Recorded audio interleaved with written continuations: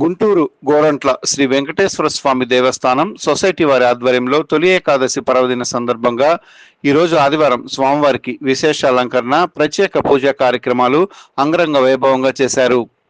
ఈ కార్యక్రమంలో భక్తులు వేలాదిగా పాల్గొన్నారు.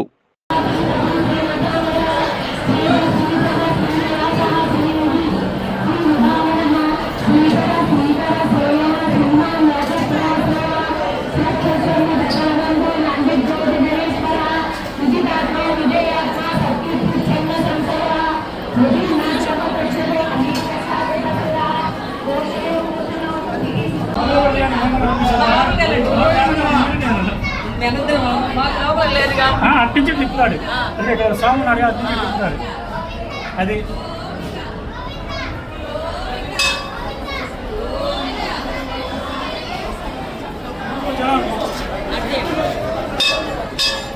తొలి ఏకాదశి శుభాకాంక్షలు. తొలి ఏకాదశి అంటే మనకి ఎన్నో ఏకాదశులు ఉంటాయి, ప్రతి నెలలో ఏకాదశి వస్తుంది. కానీ ఈ ఏకాదశికి ఎందుకు ప్రత్యేకత అంటే మనకి ఆయనాలు రెండు ఉంటాయి, ఉత్తరాయణము దక్షిణాయనము. రెండు ఆయనాలు ఉంటాయి. దక్షిణాయనంలో వచ్చేటువంటి మొదటి ఏకాదశి తొలి ఏకాదశి. దీన్ని తొలి ఏకాదశి పర్వదినంగా ఎందుకు జరుపుకుంటాము అంటే ఈ రోజు విష్ణుమూర్తి శయన నిద్రలోకి జారుకునేటువంటి సమయం ఇది. ఆ రోజు అందరూ కూడా విష్ణుమూర్తి పారాయణం చేస్తారు. మనకు ఉన్నటువంటి 24 ఏకాదశుల్లో ఈ ఏకాదశికి మాత్రమే ప్రత్యేకత ఉంది. ఈ రోజు ఏం చేస్తారు, మనకి అందరూ కూడా విష్ణుమూర్తిని పాండురంగ ఆలయాలు, వైష్ణవ ఆలయాలు ఎంతో అంగరంగ వైభవంగా భక్తజన సముద్రంగా మారిపోతాయి. విష్ణుమూర్తి 4 నెలల పాటు శయన నిద్రలో ఉంటారు. ఈ రోజు మనందరం కూడా విష్ణు పారాయణము మరియు తులసి దళార్చన అనేది ప్రతి ఒక్కరూ దేవాలయంలో జరుగుతాయి. మనకి భారతదేశం అనేది లౌకిక దేశము, భిన్నత్వంలో ఏకత్వం కలిగిన దేశము. లౌకికంగా చూసుకున్న ఈ పండగకు ప్రత్యేకత ఉంది. ఏంటి అంటే ఆషాఢ మాసంలో వస్తుంది ఈ పండగ. తొలకరి జల్లులతో ప్రారంభమవుతుంది. తొలకరి జల్లులు అనగానే రైతుల పండగ. అంటే ఈ తొలి ఏకాదశి రైతుల పండగగా కూడా చెప్పవచ్చు. రైతులు అందరూ కూడా భూమిని పూజించి ఈ రోజు తొలి ఏకాదశి పర్వదినం నాడు రైతులందరూ ప్రత్యేకంగా వారి యొక్క పనులన్నీ కూడా పక్కన పెట్టి విష్ణుమూర్తిని పూజించి వర్షాలు సమృద్ధిగా కురవాలి, వారి యొక్క పంటలు కూడా మెండుగా నిండుగా దండిగా వారి కుటుంబం నిండుగా అందించి దేశాన్ని సకల సౌభాగ్యాలతో నింపడానికి రైతులు చేసేటువంటి పండుగగా కూడా మనం దీన్ని ప్రత్యేకంగా చెప్పుకోవచ్చు. మళ్ళీ ఇంకొక రకంగా మనం చూసుకున్నట్లయితే ఏకాదశి అంటే మనకి ఉపవాసాలు ఉంటారు. ఉపవాసం అనేది ఎందుకు ఉండాలి అంటే దానికి ఉన్న ప్రతి ఏకాదశికి కూడా ఉంటారు కొంతమంది. అసలు ఈ ఏకాదశి తొలి ఏకాదశి రోజు అయితే పూర్తిగా ఉపవాసంలో ఉంటారు. ఏకాదశి నాడు ఉపవాసంలో ఉండడం వల్ల మనకి ఆరోగ్యపరంగా ఎన్నోటువంటి రకాల మేలులు జరుగుతాయని జపాన్ దేశస్థులు పరిశోధన చేసి వారికి నోబెల్ బహుమతి కూడా అందుకున్నారు. కాబట్టి ఉపవాసం చేయదలిచిన వారు ఏకాదశి రోజునే ప్రారంభిస్తారు. అలాగే ఇంకో రకంగా చూసుకుంటే చాతుర్మాస దీక్షలు కూడా ఈ రోజు నుంచే ప్రారంభమవుతాయి. ఎందుకు అంటే ఈ రోజు విష్ణుమూర్తి శయన నిద్రలోకి జారుకొని 4 నెలల తరువాత మళ్ళీ తిరిగి లేస్తారనమాట. ఈ 4 నెలల కాలాన్ని మనం ఏమంటాము, చాతుర్మాస దీక్షలు అని చెప్తాము. చాతుర్మాస దీక్షల్లో తొలి ఏకాదశి ఆషాఢ శుద్ధ ఏకాదశి నాడు మొదలుకొని కార్తీక ఏకాదశి తోటి ముగుస్తుంది. ఆ ఏకాదశిని మనము ఉత్థాన ఏకాదశి అని చెప్తాము. ఈ ఏకాదశిని మనము శయన ఏకాదశి అని చెప్తాము. ఈ 4 నెలల పాటు అనేక రకాల పండుగలు వస్తాయి. ఎందుకు అనంటే మనకందరికీ కూడా భారతీయ సాంప్రదాయంలో దక్షిణం అనగానే ఒక బ్యాడ్ ఇండికేట్ అనుకుంటారు. కానీ ఉత్తర దానితో పోటీగా దక్షిణాయనంలో కూడా ఎటువంటి తీసిపోదు అనేటువంటి నమ్మకం కలుగజేయడానికి మనకి పండుగలన్నీ కూడా చూసుకున్నట్లయితే ఈ 4 నెలల్లోనే ఉంటాయి. తొలి ఏకాదశి తోటి పాతకాలంలో తొలి ఏకాదశి ప్రత్యేకత ఏంటంటే మా పెద్దవాళ్ళు చెప్పేవాళ్ళు పండుగలన్నీ తోసుకొని వచ్చేస్తాయి అని చెప్తారు. తొలి ఏకాదశి మొదలు కార్తీక శుద్ధ ఏకాదశి వరకే మనకు ముఖ్యమైన పండుగలన్నీ ఉంటాయి. కాబట్టి చాతుర్మాసంలో కూడా పండుగలన్నీ ఉంటాయి. అలాగే మనకి ప్రసాదాలు కూడా చూసుకున్నట్లయితే మనం పండుగ అనగానే పలు రకాల ప్రసాదాలు సమర్పిస్తూ ఉంటాం దేవతలకి. మరి ఈ ఏకాదశి నాడు అప్పుడే పండినటువంటి మొక్కజొన్నలను తీసుకొచ్చుకొని ఇంటిలో వేయించుకున్నప్పుడు అవి మల్లె పువ్వులాగా విచ్చుకున్నవి, వాటిల్ని దంచి వాటిలో బెల్లము, యాలకుల పిండి కలిపి ప్రత్యేకంగా పేలాల పిండిని మాత్రమే స్వామివారికి ప్రసాదంగా అందిస్తారు. వాటితో పాటు ఆవు పాలతో కూడినటువంటి పంచామృతాలని తీర్థ ప్రసాదాలుగా అందిస్తారు. ఇలాగా తొలి ఏకాదశికి మనము చూసుకుంటే లౌకికంగా కానీ, దేశపరంగా కానీ, ఆరోగ్యపరంగా కానీ ఎన్నో రకాలమైన పండుగల పరంగా చూసుకున్నా ఎన్నో రకాల విశిష్టతలు కలిగి ఉంది ఈ తొలి ఏకాదశి. ఈనాడు మనమందరం కూడా చేయవలసింది పంటలు బాగా పండాలి, వర్షాలు బాగా కురవాలి అని మనం ప్రతి ఒక్కళ్ళం కూడా ఆ విష్ణు భగవానుడిని ప్రార్థించాలి. అప్పుడు మాత్రమే మన అందరం కూడా కుటుంబాలన్నీ కూడా సకల సంపదలతోటి, సౌభాగ్యాలతోటి మన దేశం కూడా సమృద్ధిగా ఉంటుంది. కాబట్టి అందరూ కూడా ఆ రోజు ఉపవాసం ఉండి విష్ణు పారాయణం చేసి విష్ణుమూర్తికి ఎంతో ప్రీతికరమైనటువంటి తులసి దళాలతోటి అర్చన చేసి ప్రతి ఒక్కరు కూడా ఇదే కోరుకుంటారు, దేశాన్ని చల్లగా చూడు, దేశాన్ని సౌభాగ్యంగా ఉంచు అని. రైతుల పరంగా మనం కోరుకున్నట్లయితే రైతు సౌభాగ్యంగా ఉంటే దేశం పచ్చగా ఉంటుంది. కాబట్టి దీన్ని రైతు పండుగగా కూడా చెప్పుకోవచ్చు.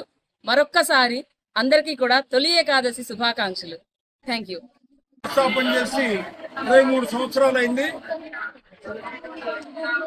మెయిన్ ఉద్దేశం ఏంటంటే తిరుమల తిరుపతి దేవస్థానంలో తొలి ఏకాదశి కానీ, ముక్కోటి ఏకాదశి కానీ, కళ్యాణం కానీ టికెట్లు చాలా ఇబ్బందిగా ఉంటుంది. కాబట్టి ఈ యొక్క దేవస్థానం చుట్టూ 80 to 120 పల్లెలు ఉన్నాయి. అట్లే 100 అపార్ట్మెంట్లు ఉన్నాయి. వీళ్ళందరూ కూడా వచ్చి తిరుపతి మేము పోలేదు, తిరుపతి లాగానే ఇక్కడ ఉన్నది, తిరుపతి లాగానే చేస్తున్నారు, మనం బాధపడకుండా ఉండాలనే ఉద్దేశంతో ఇక్కడ ఈ దేవస్థానం నిర్మించాము. ఈరోజు కూడా తొలి ఏకాదశి రోజు 5 గంటలకి గుడి స్టార్ట్ చేశాము. ఫస్ట్ హారతి ఇచ్చాము.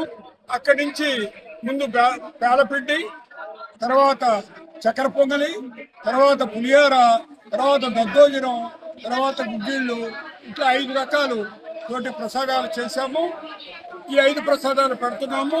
అట్లే ఇంకోటి గొప్ప కార్యక్రమం, దశావతారాలు ఉత్సవ విగ్రహాల్ని మండపంలో ఉంచి 1,00,000 తులసి దళాలతోటి అర్చన చేస్తున్నారు.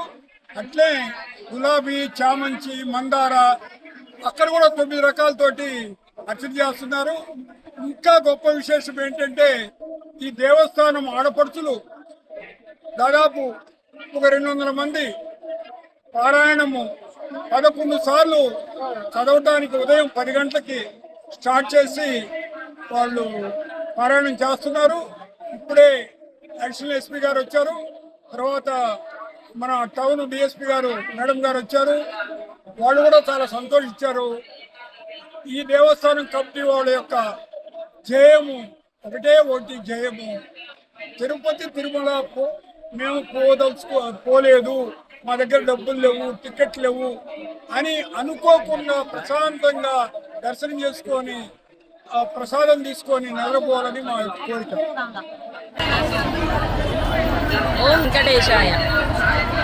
భక్తులందరికీ కూడా తొలి ఏకాదశి పర్వదిన శుభాకాంక్షలు మన గోరంట్ల వెంకటేశ్వర స్వామి దేవస్థానం తరఫున అందరికీ తెలియజేసుకుంటున్నాము. ఈరోజు తొలి ఏకాదశి పర్వదినాన్ని మన గోరంట్ల వెంకటేశ్వర స్వామి దేవస్థానంలో తొలి హారతితో ప్రారంభమైనది. 5:30 తొలి హారతి ఇచ్చి మన యొక్క వేడుకల్ని ప్రారంభించారు.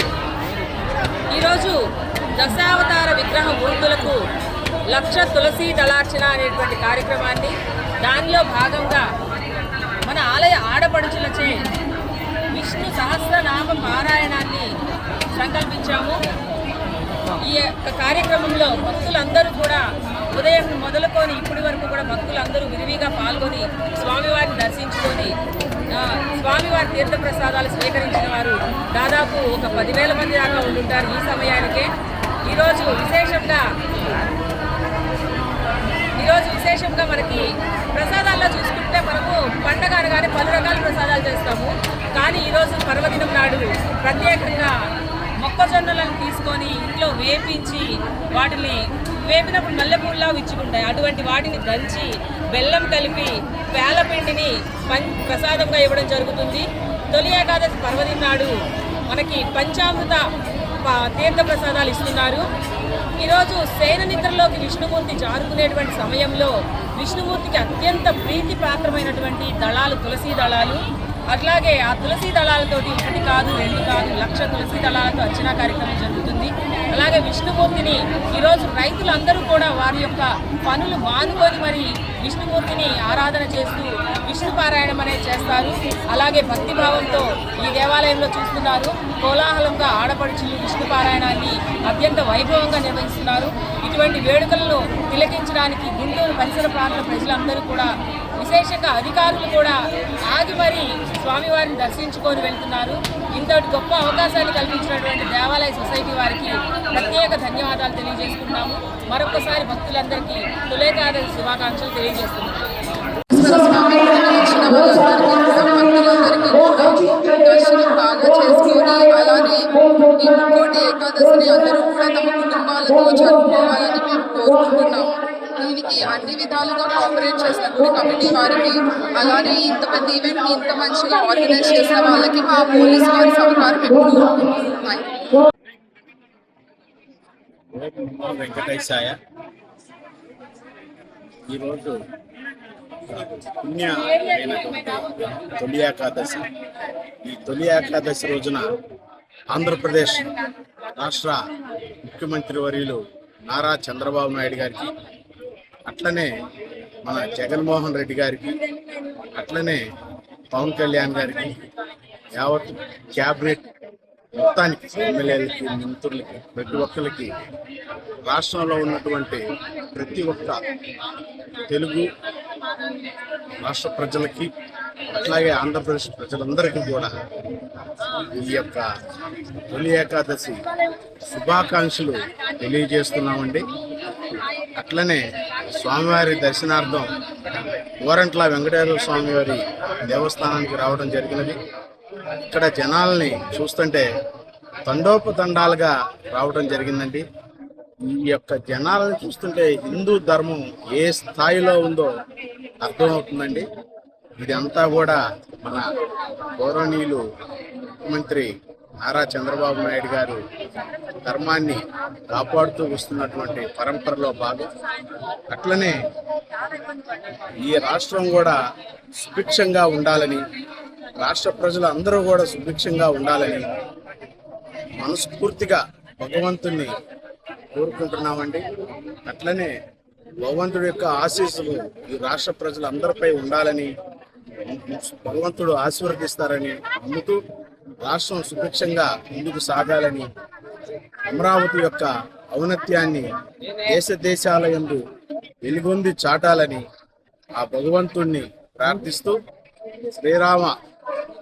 భగవంతుడు శ్రీరాము యొక్క పవిత్రత ప్రజలందరూ ఉంచాలని, ఏకాదశి పర్వదినాన ఈ యొక్క అవకాశం ఇచ్చినటువంటి TV1 వారికి ప్రత్యేక ధన్యవాదాలు తెలియపరుచుకుంటూ, అవకాశం ఇచ్చినటువంటి ప్రతి ఒక్క పెద్దలకి మనస్ఫూర్తిగా హృదయపూర్వకంగా తెలియపరుచుకుంటూ, బాబు గారి ఫ్యామిలీకి కూడా శుభాకాంక్షలు తెలియపరుస్తూ సెలవు తీసుకున్నాను.